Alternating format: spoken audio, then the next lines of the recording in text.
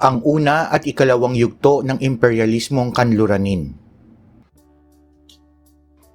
Ang unang yugto ng imperyalismong kanluranin. Ito ay tumutukoy sa panahon ng paggagalugad, pagpapalawak at pagtatatag ng mga kolonya sa iba't ibang bahagi ng daigdig noong ika-15 hanggang ika-17 siglo. Bunsod nito ay kinilala ang unang yugto ng imperyalismo bilang Age of Discovery. Nahimok ang mga Europeo na magtamo ng yaman at katanyagan kasabay ng pagpapalaganap ng Katolisismo.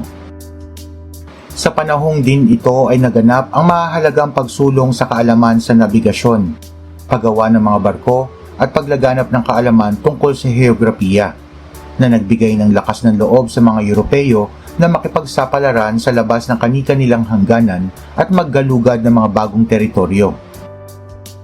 Umusbong sa panahong ito ang kapangyarihan ng mga bansang estado tulad ng Espanya, Portugal, Dutch Republic, France at England na siyang nagkolonisa sa mga bansa sa Hilaga at Timog Amerika. Saklaw rin ng panahong ito ang pagkakatatag ng mga Europeo ng mga kolonya sa India, at higit sa lahat ay ang pagkakatatag ng Portugal ng kauna-unahang kutang maritimo sa Timog Silangang Asya nang masakop nito ang Sultanato ng Malacca noong 1511. Sa bawat pagkakataong makakatuklas ng mga bagong lupain ang mga Europeo, ay nagtatatag sila ng mga kutang pangkalakalan at panirahan sa mga estratehikong lokasyon. Ang mga kutang ito ang nagsisilbing mga base ng mga sumunod pang paggagalugad, pakikipagkalakalan, at sa huli ay ang pagpapatupad ng kolonisasyon. Ang unang yugto ng kolonyalismo ang naglatag ng batayan sa pagtatatag ng malawak na imperyo sa daigdig. Nakatulong din ito sa paglaganap ng wika, relihiyon at kulturang Europeo sa buong daigdig. At ang mga komplikadong pamana na iniwan nito na humubog sa kasalukuyang kaayusang geopolitics sa daigdig. Nagtapos ang unang yugto ng imperyalismo nang angkinin ng mga British ang Kingdom of Kandy, isang monarkiya sa pulo ng Sri Lanka noong 1815, at nang itatag ng mga British ang kolonya ng Singapore noong 1819. Ang ikalawang yugto ng imperyalismong kanluranin.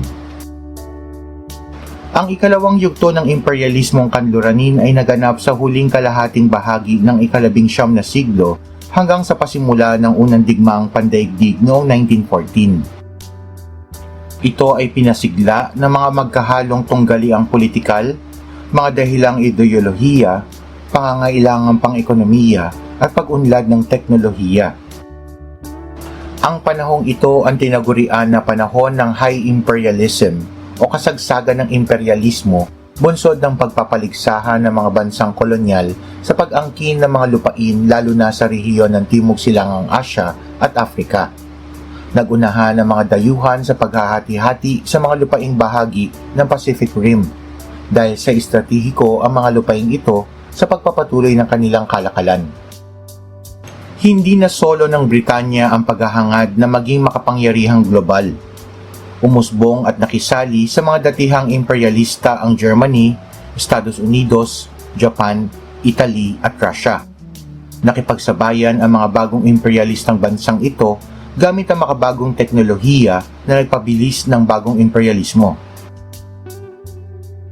Ang kolonisasyon ng Timog Silangang Asya.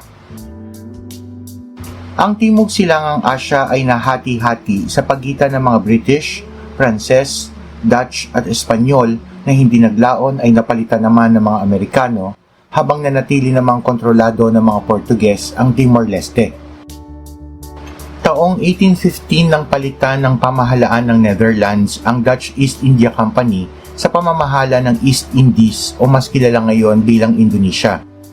At sa loob ng mahigit 100 taon ay nagawang makontrol ang kabuuan ng kapuluan kasama na ang mga isla ng Sumatra at Bali.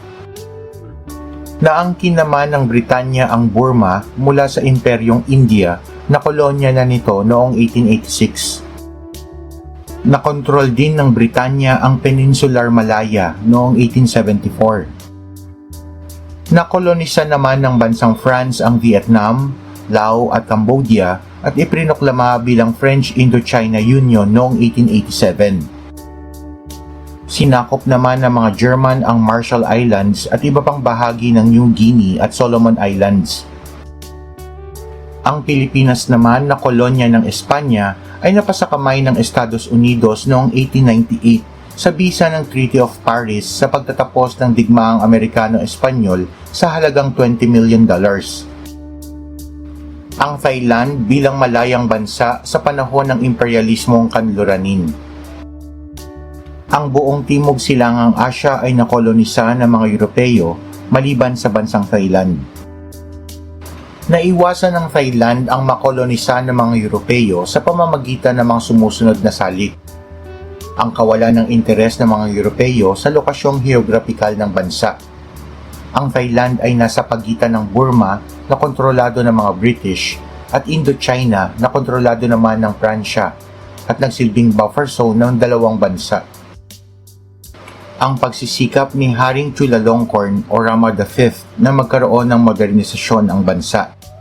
Ipinatupad ni Haring Chulalongkorn ang mga reforma sa bansa kasama ang pagsasamoderno ng sistemang legal, estrukturang administratibo, militar at higit sa lahat ay ang paglikha ng mapang saklaw ng kabuoang Thailand. Ang konsentrasyon ng kapangyarihan sa katauhan ng hari. Ito ang naglarawan sa Thailand bilang isang bansang may kaalaman sa pangangasiwa ng kanilang sariling pamahalaan. Ang pagpapatibay ng nasyonalismo at pagkakakilanlang kultural ng bansa. Ginamit ng pamahalaan ang historiografiya sa pag-aaral ng kasaysayan ng bansa upang mapagtibay ang kamalayang pagkabansa na ang Thailand ay panghabang buhay para sa mga Siamese o Thai. At ang pagtatalaga sa Thai bilang opisyal na wika ng bansa. Ang bagay na ito ay nakahimok sa mga Thai na labanan ang kolonyalismo. Sa pangkalahatan, ang maingat na pamamahala sa kaayusan ng Thailand ng panahong ito ang naglarawan sa bansa bilang isang lehitimong estado sa mata ng mga Europeo na nagpaparamihan ng kolonya. Ang una at ikalawang yugto ng imperialismong kanluranin.